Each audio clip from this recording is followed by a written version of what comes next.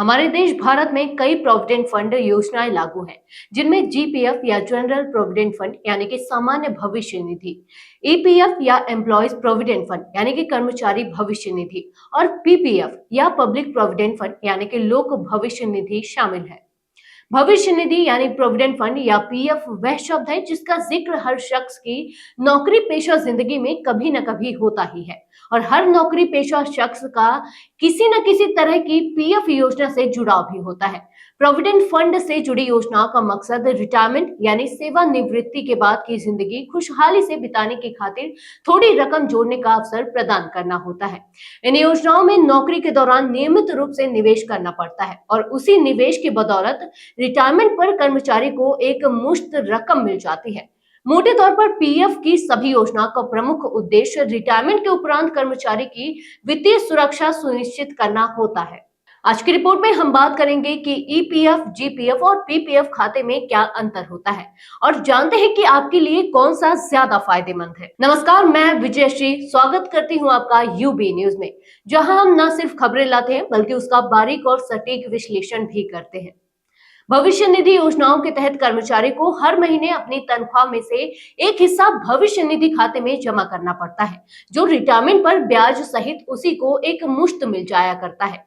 और यही नहीं, पीएफ का एक भाग कर्मचारी को पेंशन के तौर पर भी मिल सकता है। दरअसल हमारे देश में कई तरह की प्रोविडेंट फंड योजनाएं हैं।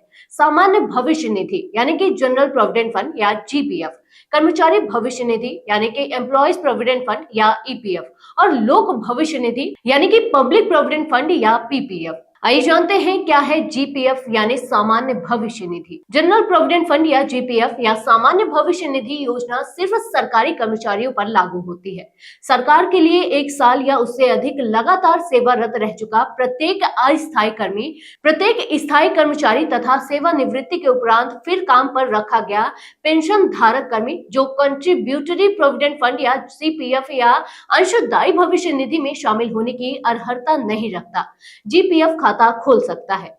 केंद्र सरकार के कार्मिक लोक शिकायत एवं पेंशन मंत्रालय के तहत पेंशन एवं पेंशन भोगी कल्याण विभाग द्वारा संचालित की जाने वाली जीपीएफ योजना के हर खाता धारक को अपनी मासिक तनख्वाह का कम से कम 6% हिस्सा जीपीएफ खाते में जमा करना होता है। जीपीएफ पर सरकार की तरफ से दिए जाने वाले ब्याज की दर जुलाई सितंबर 2024 की तिमाही के लिए 7.1% है। आगे जानते हैं क्या है ईपीएफ यानी कर्मचारी भविष्य निधि। कर्मचारी भविष्य निधि वह पीएफ योजना है जिसे निजी क्षेत्र में नौकरी करने वालों के लिए लागू किया गया है।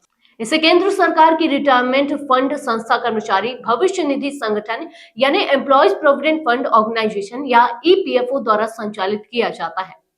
Employees provident fund and miscellaneous provision act 1952, कर्मचारी भविष्य निधि और प्रकीर्ण उपबंध अधिनियम 1952 के तहत 20 से अधिक कर्मचारियों वाली प्रत्येक कंपनी या कॉर्पोरेट संस्था को अपने कर्मचारियों को सेवानिवृत्ति लाभ देना ही होता है।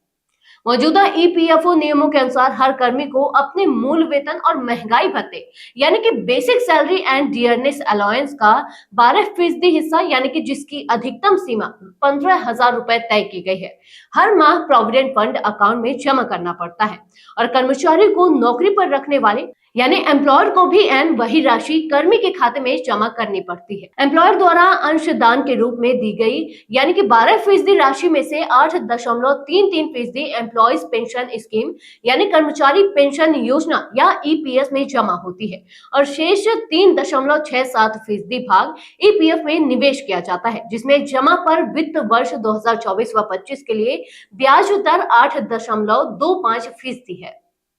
सेवानिवृत्ति के उपरांत कर्मी ईपीएफ खाते को पूर्णतः बंद भी कर सकता है या नौकरी में बदलाव की सूरत में पीएफ खाते को स्थानांतरित भी किया जा सकता है।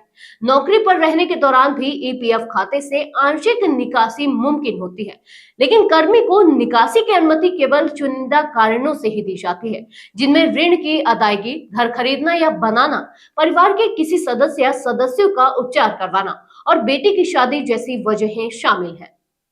अब आपको पीपीएफ यानी लोक भविष्य निधि के बारे में बताते हैं। सबसे जरूरी बात यह है कि पीपीएफ योजना अनिवार्य नहीं, ऐच्छिक योजना है और कोई भी भारतीय नागरिक पीपीएफ खाता खुलवा सकता है, भले ही वह सरकारी या निजी क्षेत्र में नौकरी नहीं भी करता हो।